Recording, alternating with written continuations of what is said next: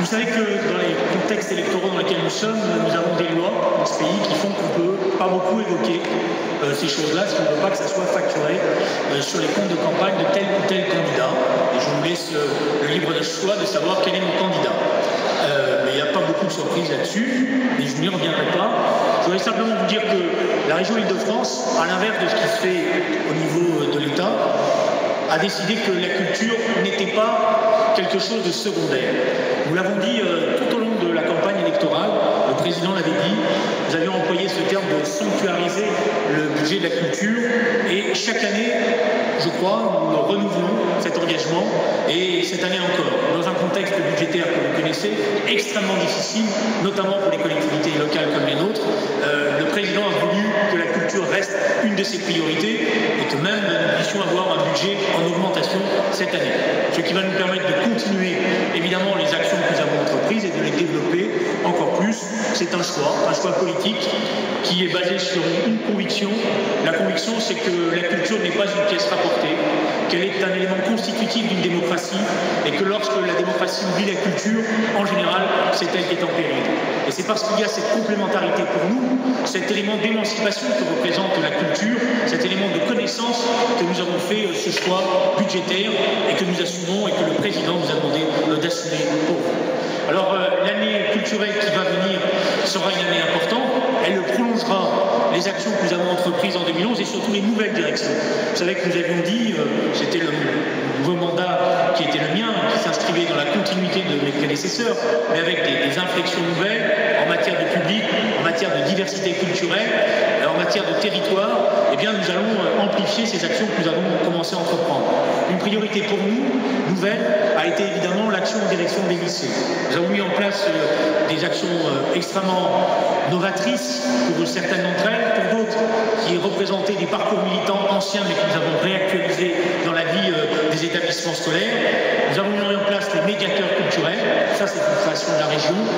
Vous pouvez suivre d'ailleurs l'ensemble des activités de ces médiateurs culturels qui travaillent dans les lycées au travers du site qui a été constitué par l'organisme associé qui porte ce projet, l'organisme s'appelle Arcadique, c'est du spectacle vivant, dont son président doit être quelque part par ici, Eliaï, donc son directeur Frédéric Coquard doit être aussi là, et donc je les remercie.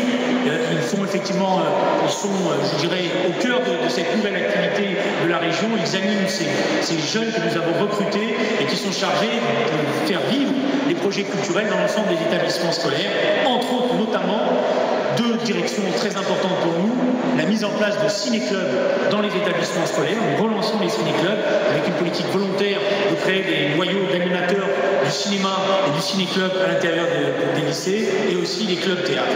Clubs théâtre que nous allons d'ailleurs retrouver, puisque en accord avec la direction du Festival d'Avignon, nous aurons cette année des troupes de lycéens qui viendront représenter leurs pièces dans ce festival. Ça n'a pas toujours été facile, mais je dois remercier la direction du Festival d'Avignon qui a compris notre démarche et qui a accepté de participer à ce projet. Voilà, nous avons donc en direction des lycées développé ces actions qui vont s'amplifier, et puis nous avons aussi un élément nouveau dans le cadre de cette action en direction des lycées, c'est que nous avons mis en place le prix du livre lycéen qui sera distribué au moment du salon du livre et qui verra se continuer les actions que nous avons entreprises en direction des lycéens avec les chèques livres, mais qui aura ce moment particulier puisqu'il y a un jury lycéen qui est constitué, il va y avoir des lectures qui seront faites et il y aura un moment important dans le cadre du salon du livre où tous ces jeunes remettront un prix. Voilà ce que nous faisons en direction évidemment de ces nouveaux publics et notre volonté en direction des lycées. Au niveau des territoires, nous sommes en train de mettre en place, et vous le verrez cette année, ce que nous appelons un musée éphémère. C'est-à-dire que nous allons envahir un certain nombre de sites et nous ferons avec des jeunes artistes plasticiens, avec aussi des jeunes artistes de ce qu'on appelle désormais le street art, des musées qui dureront pendant 1 ou 2 mois et qui seront ouverts dans des territoires qui ne sont pas au point de départ destiné à ces actions culturelles. Ce projet commencera avant les vacances et se perpétuera tout au long de l'année. C'est une volonté de mélanger différentes pratiques culturelles dans des lieux insolites et de permettre notamment à des jeunes artistes de pouvoir ainsi avoir une reconnaissance au travers de cette action. Nous aurons aussi évidemment, et je crois que c'est important dans le cadre de cette volonté de travailler en direction de nouveaux territoires, une démarche qui était un des engagements de notre campagne électorale, c'est-à-dire la mise en place des fabriques culturelles. Fabriques culturelles qui ont vocation à la fois à regrouper des différentes activités et en même temps à s'ouvrir à des pratiques nouvelles et à des publics nouveaux. La région, vous savez, n'improvise jamais dans ce genre de situation. Et nous faisons avec vous en concertation, comme nous l'avons fait sur les musiques actuelles, puisque désormais la région a une politique en direction des musiques actuelles. Eh bien, nous ferons la même chose sur le plan des fabriques.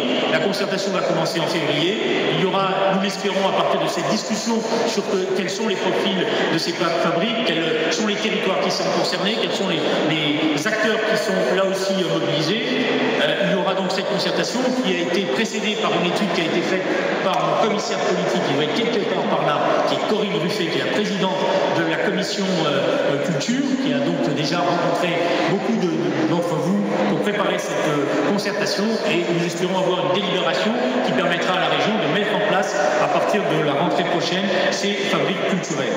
Voilà ce qui est pour nous des actions importantes en matière de territoire. Et puis, il y a aussi tout ce que nous voulons continuer à faire et que nous faisons, j'estime, bien, et que nous allons encore plus valoriser cette année. D'abord, le travail qui est fait avec notre orchestre. Vous savez qu'il a été mis en péril parce que l'État lui a retiré une partie de ses subventions, mais nous avons une vocation et volonté de continuer le travail.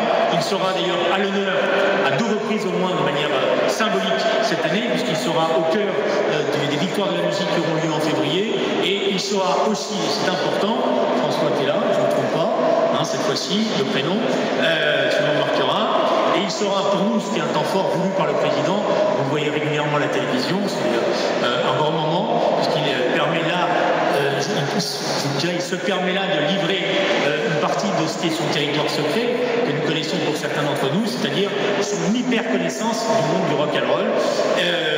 Et donc c'est au moment de Rock en scène, qui est devenu maintenant, je crois, on peut dire un des plus grands rendez-vous, si ce n'est le plus grand rendez-vous de rock en France, qu'il y aura, parce que c'est la 10e année que se produit le Rock en scène, il y aura une création particulière qui sera faite avec un artiste de rock et notre orchestre à ce moment-là.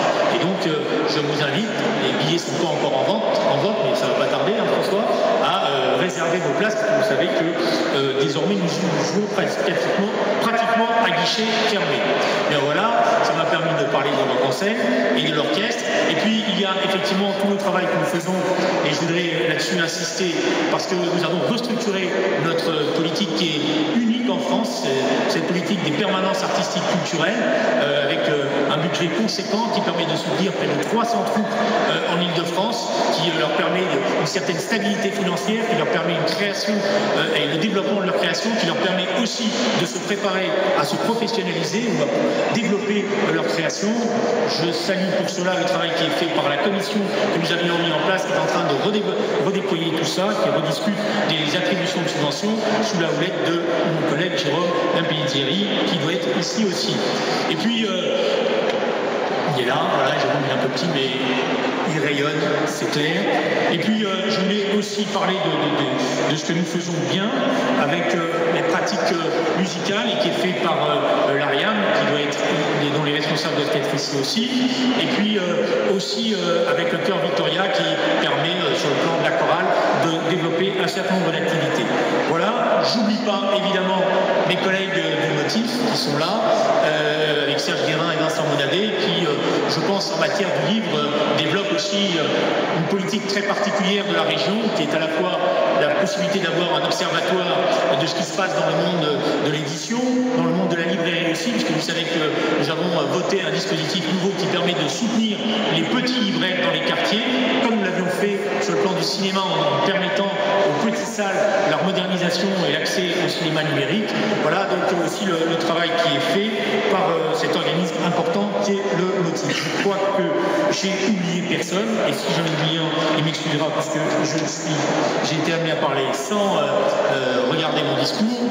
Je voudrais justement conclure en vous disant que par ailleurs, nous sommes en train de construire un dispositif nouveau avec le Fonds régional d'action culturelle, et puisque nous disposons maintenant d'une quantité d'œuvres importantes, près de 350 œuvres, notre désir c'est de permettre que ces œuvres qui tournent déjà dans un certain nombre de collectivités puissent avoir un site permanent d'exposition. Nous sommes en train de travailler sur plusieurs sites, mais dans l'année, nous prendrons la décision d'ouvrir un site particulier pour le FRAC qui permettra ainsi que vous ayez accès à la fois à aux activités du FRAC, mais aussi à ses collections. Voilà. Je ne vais pas prolonger plus longtemps mes propos. Je vais vous dire simplement que je voudrais remercier l'ensemble des services culturels de la région qui travaillent avec nous et qui se dévouent pleinement. Évidemment, Étienne Achille, François Patrijon, les différents chefs de service, Elisabeth Henry, Xavier Persson, Véronique Martin et Sébastien Collin, et l'ensemble des fonctionnaires de la région. Et je voudrais aussi finir en remerciant tous ceux qui ont participé à cette soirée. Nous avons choisi ce lieu que certains connaissent peut-être, que beaucoup vont découvrir, je l'espère. Ça leur permettra de revenir avec leurs enfants, leurs petits-enfants, parce que c'est un musée, je crois, qui est très très beau, qui correspond aussi à ce que nous voulons valoriser dans le patrimoine de la région. Vous pourrez le visiter, vous avez du temps pour le faire, parce que le musée restera ouvert jusqu'à 11h30 ce soir. Vous avez un buffet, mais avant, parce que je crois que c'est important, je voudrais vous remercier d'être là et surtout passer la parole au président de la région, Jean-Paul Husson. Merci. Voilà.